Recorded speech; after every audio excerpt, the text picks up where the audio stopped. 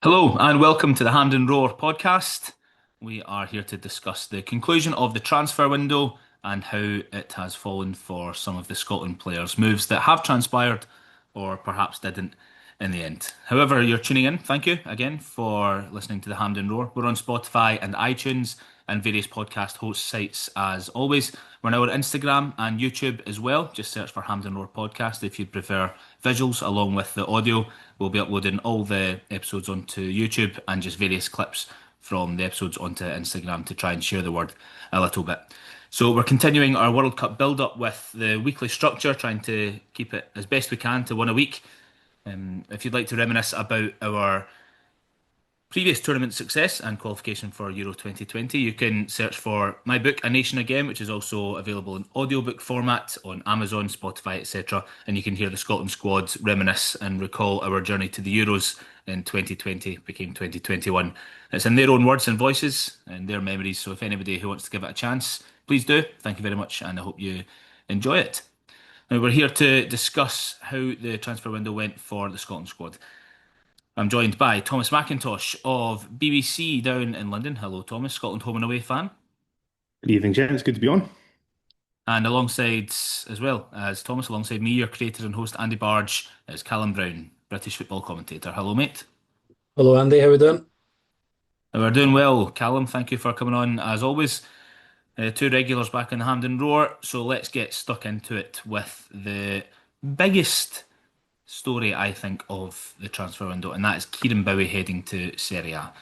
Now, that's on the record, Thomas, that in I think it might have been even the first episode of the year that we did, I expressed a bit of trepidation about the potential of Kieron Bowie going to Serie A right now in the build up to a World Cup year because I felt he had a pretty good thing going at Hibs, guaranteed game time, more likely to score goals and therefore go into a tournament full of confidence. We'll see how he does over in Italy. I'm still kind of maybe 50-50 on whether or not right now is the best time for him to go. How do you assess that's from a Scotland point of view, of course, not a personal point of view for Bowie. I think it's absolutely a great move, but from a Scotland point of view. But how do Well, you think about Bowie heading over there? I did realise they sacked the manager yesterday, so Yeah. not to dampen the start to this pod. So yeah, they got rid of Zanetti. Um, but from what I can see, Verona they're rooted to the bottom of Serie A. They've got a good relegation fight on their hands. It's pretty tight down there. They play second bottom Pisa either this weekend or the next weekend, and then they've got a couple of teams in and around them, so potentially they might be able to get themselves out of there. I remember watching a couple of weeks ago they played Napoli and they took points off them and looked like they were free flowing attacking with wingers, good pace. So I can see how Bowie would actually fit into that setup, very similar to how Hibs have been playing this season. So I mean, it totally depends on what this new manager comes in, whoever it is, thinks of him. I think it's a good move for him with not just for the World Cup coming up, but beyond. You got a bit more exposure, I think, to better players, better intensity in terms of training in Serie A, which I think can only bode well. I mean, certainly all the Scottish guys who have gone over there in the past, it's worked out for pretty much every single one of them. I struggle to think of any of them who have struggled when going over there. So I'm going to lean on the side that I think it's a good move for Barry. There's still a good, I think, 15 or so games to go. And hopefully he gets himself out there because Adams has done pretty all right. And hopefully he can follow in that footsteps. It's a good, I think, 3-4 year contract that he's got. Even if they do get relegated down to Serie B, Josh Doig bounced back that last year with Sassuolo. So I think it'll be a good test for him because not even just thinking for the World Cup, but you've got the Nations League coming in October and probably a whole different energy to the squad in the autumn. Callum, what matters more to you for Kieron Bowie here? The level that he's playing at, or like, as in the league, the level of the league that he's playing at, or the amount of game time and run of goal scoring form that he's able to achieve? Yeah, it's a good question. I don't know. I don't have an outright answer, but I think he's going to get better playing at a higher level. I think that's obvious. He might not play as much, which is obviously not a great thing. But again, when you compare the levels, as playing every week in Scotland, you could argue that's the same as 1 and 2 games in Italy, for example, potentially. he's playing against better players in a better league. He might not get the same numbers at all, but I think he's got a good chance of playing first and foremost. I think as well. I saw the guy Sar who plays up front with Gift Orban, I think it is.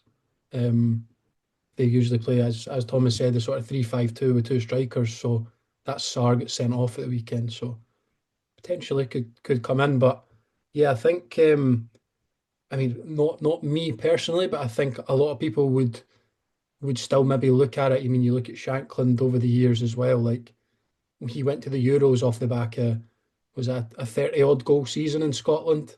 Um, and again, that if he'd maybe even scored five in Serie A, for example, I think it's viewed as the same. So I don't think necessarily playing here and scoring so many goals is a massively sought after thing, especially international football. Obviously, it's good you're playing, you're in form, you're scoring domestically, but I think going to a bigger and better league, not to sort of absolutely trash Scottish football at all, because I enjoy talking it up, but um, I do think playing in Serie A any game time is probably as beneficial to him.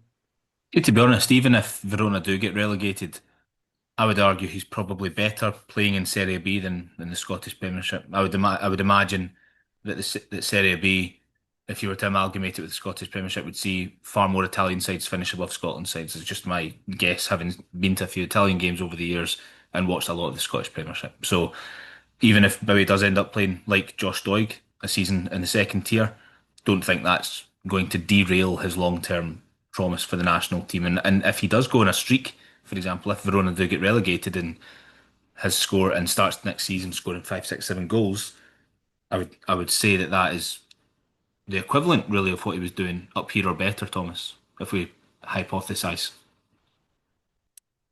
Yeah, I agree with Cal and yourself there. I think even if he does, you touched on Gift Orban there. He's on loan from Hoffenheim, so you've got to presume that if they get relegated, he isn't coming back again next season. I had a quick look through the squad, and they've got a lot of loan signings. So potentially a team that's sort of rooted at the bottom at this stage of the season, they might have one eye on rebuilding for next year. So hopefully Bowie is part of that project. Um, but it is just a case of waiting and seeing. I think Adams has done really well when he's gone out there. His stats have sort of been pretty average, and he was sort of playing Championship football with Southampton at the time. I don't think he was getting too much goals in the final season for his Premier League as a sort of comparison, but he was always constantly starting for Scotland, and I think Bowie sort of fits that kind of striker that Steve Clarke wants. A bit of a pacey and direct striker who can play off the shoulder rather than sort of the Lyndon Dykes, George Hurst lump man I chasing think headers. he's probably third or fourth anyway in the pecking order for Scotland. Like even if he probably did go on an incredible run, you would need to maybe hit 7, 8 Serie A goals in the end of the season before I think people were talking about him. Not fans talking about him for starters, because I think people want him to start that sort of first qualification game I can remember. But I think in Clark's eyes, it's one of Dykes or Adams that's going to start. I think, barring, as I mentioned, an absolutely incredible run from Bowie. I think he's probably going to be third or fourth choice if at all he goes. But I think for his long term career, it's a good one. I get your trepidation, Andy, in terms of the short term, but it's probably as well like the fact we all follow Scottish football domestically as well.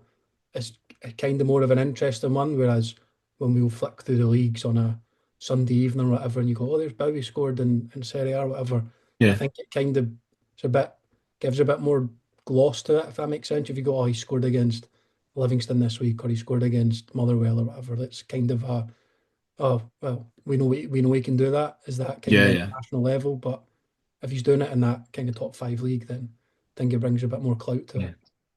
Yeah. Speaking of Serie A, Shea Adams scored the winner for Torino against Lecce at the weekend. Has anyone seen that goal? Have to say I missed it. It was a tapping at the back post, but they all Ah, count. classic, They all classic. count. But so I did a couple weeks ago. I went to Naples. My wife and I for a belated birthday present, and Napoli played Sassuolo, and I was more impressed with Josh Doig than I was McTominay in that game. Yeah. Doig really remind off the ball. When you're in the stands, you kind of get the joy of seeing the whole pitch, and especially in that stadium, it's massive. But Doig reminded me of what Robertson used to be like coming through, just Yeah. really direct bombing forward. So I was really, really intrigued by how he kicked on. So yeah, I circle it back to, the moves to Italy, even people like Liam Henderson, it's not done them any harm at all. They seem to have enjoyed it from a personal point of view, thriving in a new culture, a new language, really passionate fans. So, if Verona are down at a relegation scrap, Bowie's going to have a new level of intensity, which might stand him in good stead going forward into the World Cup. So, no, I think we can put this one as a good move for Hibs, good move for Scottish football, and hopefully really good move and good luck to Kieron Bowie. Josh Doig's an interesting one, Thomas. He's 24 in May. He's not a youngster anymore. Like people should be going into their prime in their footballing career at this point. I think he's still just got the one cap naturally because Robertson is our captain and only in his early 30s. I hope to see much more of Josh Doig over the next 18 months to 2 years, though. I think that the time to give him the opportunity to find his feet at national level has to start before like 2028, for example, before he's getting his first run in the team when he's 26, 27. So, yeah, I'm really impressed with Josh Doig and hopefully see much more of him. One last word on Serie A. I noticed that Nathan Patterson was linked with a move to Genoa. Calum, also Wolves, I think were keen. I'm not sure if Everton said no or if he decided himself to stay at Everton. It would have been a loan move. But Patterson has come into the Everton team a little bit lately. Let me just see if I can find out how much he's played over the last few Started the games. last six of the last 7 games, I think he started. Is it that Everton have many? had quite a savage injury record in recent weeks, so I think that's forced the hand to keep him and keep him playing. But I caught the Hmm. game against Monday Night Football they played against Leeds. Yeah, he It was was a bit of decent. it I was a bit thought of a form was battering in the decent. first half. He doesn't So get forward as much for Everton, though, I've noticed. It's more Mikalenko that gets forward on the left, and Patterson's more of a not stay at home kind of fullback, but he doesn't bomb on as much as he usually would, and he tucks in the pitch a wee bit more. Um, I don't know if that's just the way Everton have been playing, where he's kind of filling in for Jake O'Brien, who's been playing there. Right. But O'Brien's back now, Keane's back, and Branthwaite's back, so his game time may take a bit of a hit. So I think all three of them started at the weekend, so that's a bit of a frustrating one. But he's probably their only, you would say, natural right back. For me, if they even if they go for a five in future, you play that maybe a three of O'Brien, Tarkovsky, and Branthwaite on the left, and you have Patterson as a wing back, and that could do well. But yeah, but I was quite looking forward to him maybe going. I think it was Genoa you said he was linked with, but I'm sure it was dependent on, is it Brooke Norton Cuffy? I think the guy's called. He used to play for Arsenal as a youth player. He's gone over there and I believe done pretty well. And teams back here are looking at him. I'd imagine he's one that ticks homegrown quota Yeah, kind of yeah. thing. So I think it was dependent on him leaving, but he's not left. So again, if he'd have just gone, he would have been second fiddle to him. So I don't think it's a big thing. But from what you hear, he would maybe have been, you know, game to do it. I I guess. don't, I don't know. He's played 6 of the last 7, Patterson, for Everton. 3 of them have been off the bench for the final few minutes. The other 3 have been starts, with one of them being 90 minutes. So kind of in and out really to a T at the minute for Nathan Patterson. But we'll see what he can get over the next few months. When I put out the on the plane episode, a lot of the feedback when we were speaking about Hickey's backup and we talked about not McCormick, McCrory, Anthony Ralston, Max Johnston. There was a number of them. The vast majority of people that replied said if Patterson's fit, he's number 2.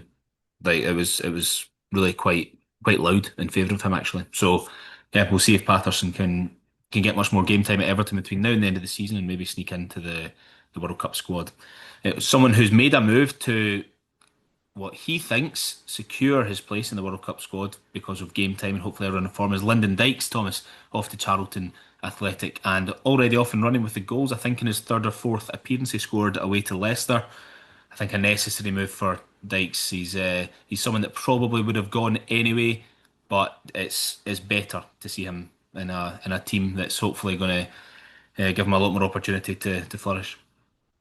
They definitely will. I was actually speaking to a Charlton fan yesterday, who said that they're in a relegation scrap. The Championship's kind of got that odd season where Sheffield Wednesday are on minus points for all their administration issues. So effectively, it's another fight out between two teams to go down. So they've been lacking someone who's looking to roll their sleeves up and get in the box and score goals. And so far, Dykes scored two in four appearances so far. So my mate was pretty happy with him. I think Dykes will suit that kind of style of football if that's what my mate is after. And if he goes into a good goal scoring run and keeps that going forward into the spring and into the summer, as Callum says, he's probably nailed on to being the top two strikers mind for Steve Clarke. But that key thing for him would be getting that game time. So the good thing is these guys are getting game time, and that means that Clark's got a tricky decision to make when it comes to, does he start one, does he start two? And so with Denmark in the qualifiers, it could be anything. But no, I think the Charlton move is a good one for him. Far better to be out on that pitch, sussing out opportunities than it is sitting on the bench at Birmingham City. I have him as one goal, Thomas. Have I missed something? Or have you got something extra? Did he not score against Sheffield United? I think he set it up. Was he set it up? So, because I've got an assist here against Sheffield United, no goal, Two, 1-0. two, But two, two goal involvements. We can edit that in. May 2025 26 metric.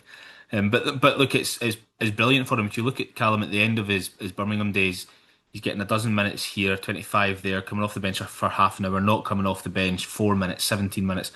But he's started 3 of his 4 since he signed for Charlton, and the other he came on at half time. So he's clearly gone in and made an impact. And I think his goal against Leicester was quite a nice finish. It was quite tricky, like a long floated ball to the back post, and he said to really sort of a bit of an angle, stretch his leg out and kind of poke it back across the goal into the bottom corner as the ball drops ahead of him. Nice finish. Yeah, I love Lyndon Dykes. He doesn't score kind of classy, kind of fashionable goals. They're always sort of workmanlike, if that makes sense. Like if you look at Mhm. his one at probably one of the most famous ones he scored for Scotland, which was that the one in Norway. It's kind Yeah. of bit of a sclaff in a way. It's just hard work getting on the end of things. You look at the one away to was it Finland or Home to Moldova? Greece at home to Greece as well, just Home to in the Greece as offing. well. The one at home to Israel, he's nearly booted the guy's head off. So he's just kind of no nonsense, and he always seems to be stretching for stuff and not afraid to get his body on the line, which is good. But yeah, like I think that's a different one for me. Obviously, we're talking about Bowie, kind of a player going from playing every week guaranteed, to probably jumping up, well, definitely jumping up a level. Whereas Dykes he's staying at the same level, and he's going to a team that I don't think they're as much as Birmingham have spent. I don't think Charlton are, you know, as like a much worse option. I think obviously long term Birmingham they've got the money behind them and things, but I think Charlton will be comfortable this season in the Championship. I think they're not too far away from the relegation zone, but I don't think Birmingham were flying at all. So it's good. Like I think that's three starts in the Championship now. He only made 2 in his whole time with Birmingham Yeah. this season. So good to see. And yeah, I think I was looking there. 500 minutes he made for Birmingham this season. 500 minutes he played, and he's already made just over 300. So probably looking at another couple of games. He's already got more minutes in the tank. So 3 starts Yeah. in a row. It's good for him, and a goal is always going to help. Obviously, he's probably a player not renowned for scoring goals. I think he's much more than that. But for example, that assist, as Thomas mentioned against Sheffield United, that's kind of what he does. If he's not scoring them, he's at least kind of involved, if not a direct assist as well. So I think he'll help them a lot. Interestingly, it's a permanent deal, but only until the end of the season. So we'll see what happens for him in the summer. If he does well, maybe Charlton will take him on in another couple of years. So I know he was close to coming to Scotland last summer, so maybe that'll still be on the radar as well, depending on if Hibs resurface. But if he does well down there, I'd imagine that there will be interest when he becomes a free agent. Okay, we're going from players who have moved to players who didn't. Angus Gunn didn't get a move away from Nottingham Forest. Just how worrying is this? He did. come off the bench, to be honest, and replace Matt Sells, who got injured in the game a couple of days ago or at the weekend there, I think last week. But then Nottingham Forest went and signed Ortega from Man City, so I think they have four keepers on the books now. Nottingham Forest, but two of them are injured. I'm not actually sure how long Matt Sells is injured for. So Angus Gunn, at least for the immediate future, is number two at Forest still, and I would imagine that if Sells is injured, Ortega will probably go in and play, and he'll stay on the bench. Is that how you envisage things, Thomas, or is there anything to suggest that Angus Gunn might get a run in the team here with two keepers injured? I mean, it all depends on the extent of Matt Sale's injury. I think if they've just gone and shelled out a lot of money for Stefan Ortega, to me that suggests that he'll be the starting and the number one while Matt Sales is recovering. Who knows what that means for Gunn, whether he's on the bench or whether he's again the reserves. Forest are out the FA Cup. They've got a really tricky Europa League tie against Fenerbahce, so you'd probably imagine that Sean Dyche is going to play his best team. But in terms of Gunn, it's kind of the worry that we touched on a couple of weeks ago when we were first discussing, who would be on the plane and who would be in the squad, and there's huge question marks over all the goalkeepers because they weren't playing anything at all and they were sitting on the bench. So, Gordon we saw do all right. We'll touch on him in a moment, I'm sure. But for Gunn, I didn't see many rumours over the summer, over the winter, as to where he was going to go. It was a bonus that he came off the bench at the weekend, and by all due seemed to do all right. Who knows with Nottingham Forest? Genuinely, who knows who's picking the team, who's going to be in goals? So I imagine Stefan Ortega will take the number one shirt. Alan Derek McInnes said for Hearts game, I think it was against United the other day, that his instinct and gut told him to put Swallow back in. So he chose to play Craig Gordon against Celtic because they were missing a few experienced players with Shankland, Devlin, and Beningame out. So he felt that Gordon would help balance that out by putting him at the back. Fair enough. But then by the next game, Swallow was back in. I did wonder, is Craig Gordon now going to get a run as number one between now and the end of the season after that amazing save at Dens Park? Doesn't look like it'll be as routine as that with Swallow back in for the United game there. If Gordon and Gunn are both sitting on their arse, certainly on Saturdays between now and the end of the season, who do you think you'd rather play against Haiti in the opening game? Oh, I genuinely don't know. That is a difficult question. I probably whenever Gordon has been fit, I would have said Gordon. But like Gunn's come up with a few big moments. Probably on sentimental value, but can you be sentimental at a World Cup? I don't know. That's the thing.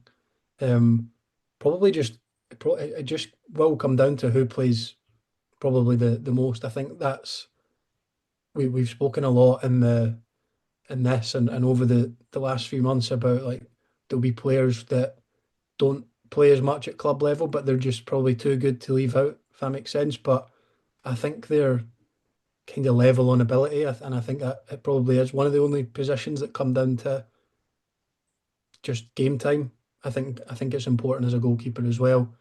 But obviously we saw when Gordon wasn't playing, he came in and did well. People were calling for the likes of Bain or whoever to start. It was obviously nice to see Gunn involved at the weekend. Obviously came off the bench, kept a clean sheet, albeit I don't think he had too much to do despite playing with 10 men. But yeah, I think that's probably a disappointing one for me, him not getting a move. I think that there's potentially still could, I think, if, something was to happen, like a mutual termination of the contract. I saw that today, I think, with Aberdeen and the boy McIntyre. They can. His deal was terminated yesterday, and he's now signed as a free agent today, past the window, if that makes any sense. So, or maybe a loan. I don't know if the loan market's still available. Yeah, maybe like an emergency loan or something like that. If Angus Gunn Yeah. can get out for 6 weeks in April or something like that, it would be Yeah. brilliant. But obviously, Forest would need one of their other keepers to be fit to allow that to So happen. he's going to be fourth. He's going to be fourth choice now, as Thomas said. Obviously, the Hmm. extent of Thomas Sells, Matt Sells injury, putting you in goal there, Thomas. The extent of Matt Sells injury is probably obviously going to determine that. So they like to have three goalkeepers. One is a training goalkeeper, like a gun that will tick the homegrown box. So kind of frustrating because the Brazilian guy John's out now as well. So he probably would have to be kept around if Sells is out, and just sit on the bench because Ortega's going to start the next game. Like I don't think I'd be gobsmacked if Gunn starts at the weekend, but I would be delighted as well. But yeah, I think we all kind of came on here and said that we thought Craig Gordon would now be shooing to start after that save pretty much most games now, and it was almost a save where you're undroppable. But you know, I think I feel he was a bit hard done by as well. I saw plenty of people criticising him for that Negrin free kick, but I just thought it was a very good free kick. I don't think I'm expecting my goalkeeper to save that. People were talking about where the ball went in, but just totally disregarding the pace of the ball, which I found a bit odd. Anyway, so yeah, Schwollov's back in obviously now, so we'll need to see what happens with that. It's obviously Hearts are in a title race, so it's not exactly a Forest situation where they could maybe chop and change a goalkeeper. But yes, that's probably the only real position. Yeah. If I was to pick a starting 11 right now, saying everyone's fit, goalkeeper's probably the hardest one for me. So So Angus Gunn stayed put, Thomas. So did Andy Robertson. He didn't go to Tottenham. I think that is the better outcome for Andy Robertson and for Scotland. What do you say? I mean, Spurs are in a really bizarre situation at the moment, in the sense that kind of a mirror of last year. They're flopping in the Premier League, but they're doing phenomenal in Europe. I think they're fifth in the Champions League or fourth, Yeah. and they've won most of their games, which has seen them qualify automatically. But yet they really struggle. Apart from the second half against Man City on Sunday, they seem to really struggle. I saw the rumors in the move, and I thought this will make sense. I think Robertson would have brought much needed leadership to Spurs, and a surety at the back as well, and more game time for him ahead of the World Cup. Spurs have got a pretty bad injury record at the moment, particularly in defence. Staying in Liverpool, obviously, his game time gets limited. They're still in the Champions League. They're still flying high, pushing for the league. I think off the top of my head, they're in the FA Cup. I think yeah, they beat Barnsley. I think so. They're still in three competitions at least. Um, Someone will correct me if I've got that wrong. No, Um, they did. They knocked out Barnsley. Yeah. um, so there's scope to have that game time in the games that I have seen Liverpool played. I haven't been too impressed with Kirkes, but I can see why Slot picks him at the moment because he fits that kind of style that Slot is. It is Slot's team. Again, there's question marks and rumours over Arne Slot's future pretty much weekly down here in England. So if a new manager comes in, does all of a sudden Robertson start again? And when Robertson has played, he hasn't really put a foot wrong. He's been that sort of reliable pair of feet on the pitch. So I'm kind of on the fence of it, in all honesty. I think had he moved to Spurs, I think it would have worked out really well in a couple of years to come. I think Spurs will get better. And the facilities they've got down here are the best in Europe, best in the world for footballers. But again, staying at Liverpool, it's not a bad club to stay at for the remainder of your contract. I've got to presume that this will probably be the final couple of months of his time at Liverpool, and then he'll move on. Spurs maybe, or I've heard Celtic in the past. That's a rumor. So Yes, few um, rumours flying around with what Robertson would like to do next. I think behind closed doors and publicly. I heard the Celtic thing as well from someone close to him, but I'm not sure how quickly that would materialise when he's probably still got the opportunity to earn 100 grand a week for the next 2 3 years. what did you It's think about the Spurs links? Were you gutted it didn't come off, or are you quite content that he stayed where he is? No, I would have preferred him to stay at Liverpool and play.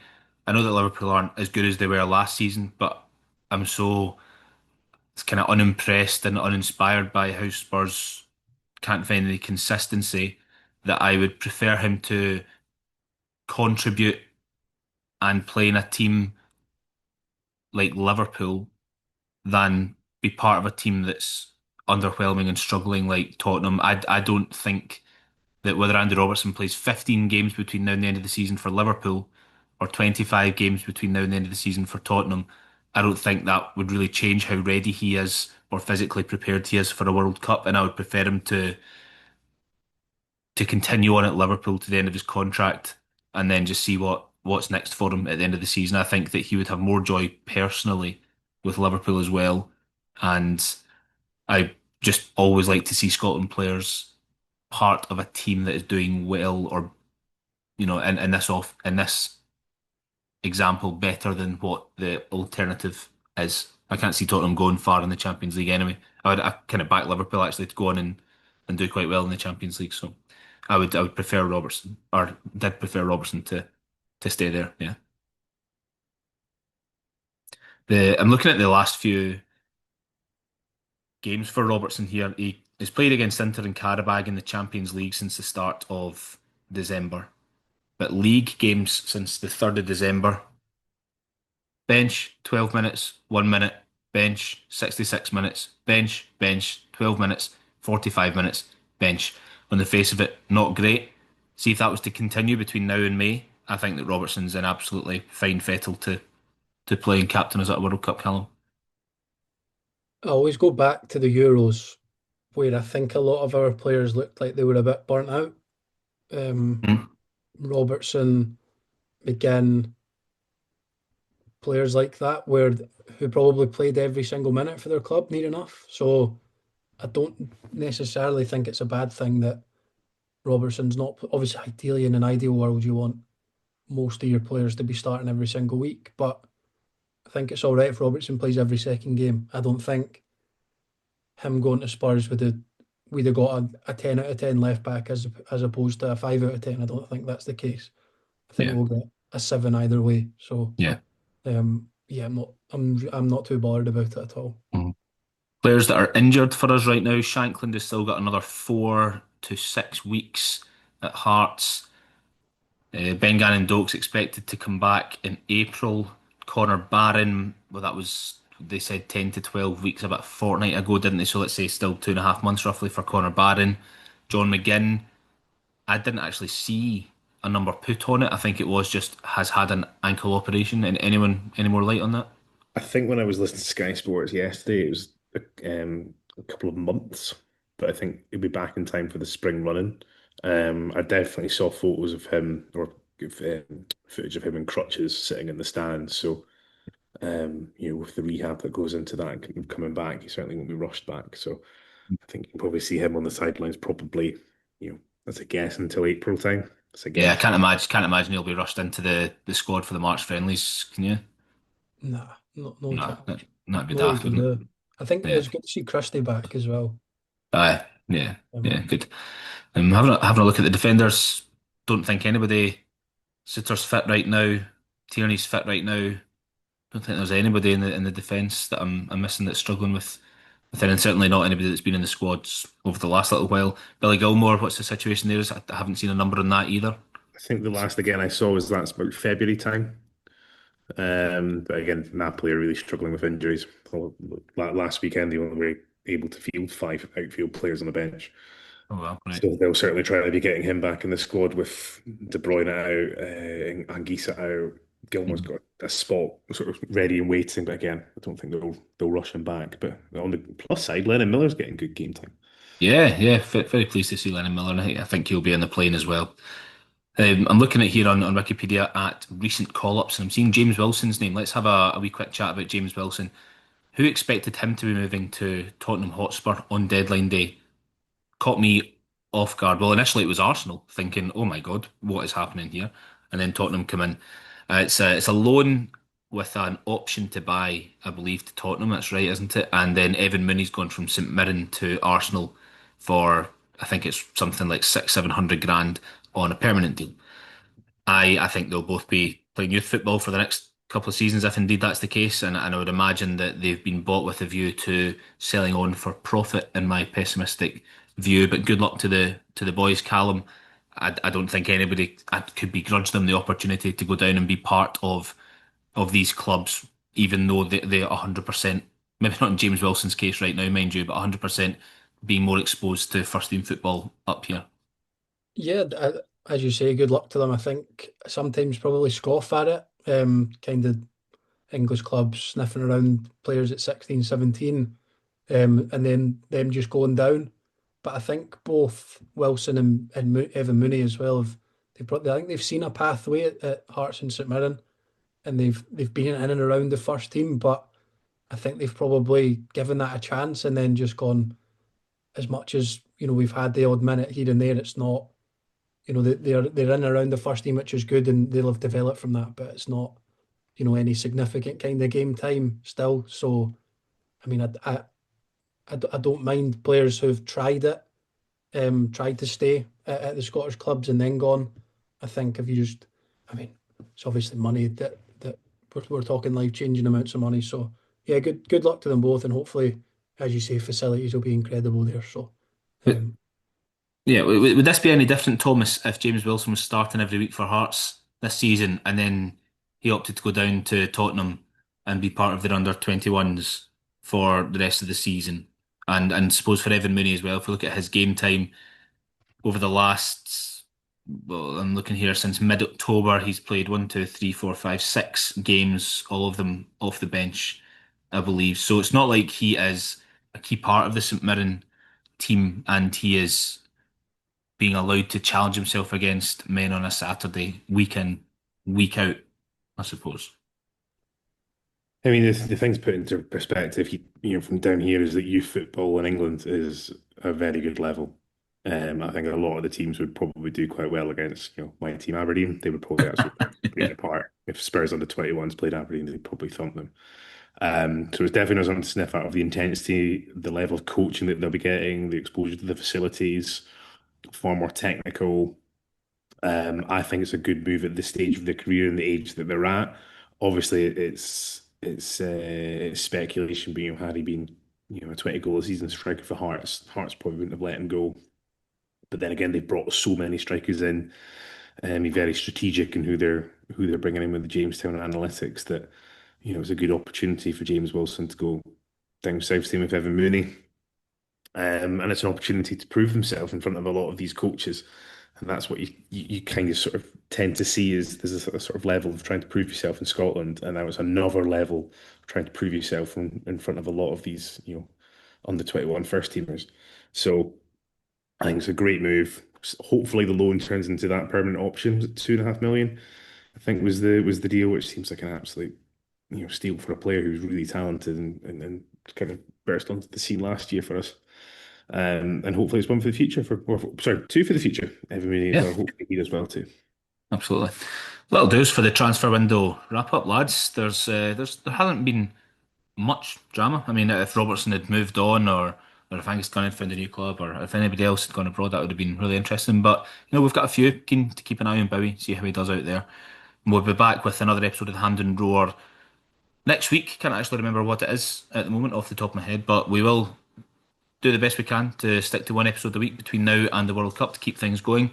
If you're listening to us on Spotify, iTunes, remember follow us on Instagram at Hampden Roar Pod. You can give us a watch on YouTube as well, and we're on Twitter as always at Hampden Roar Pod. And yeah, we'll keep it going. Thanks very much for tuning in, Thomas and Callum. Thanks very much for joining me as always, and we'll be back next week. Cheers.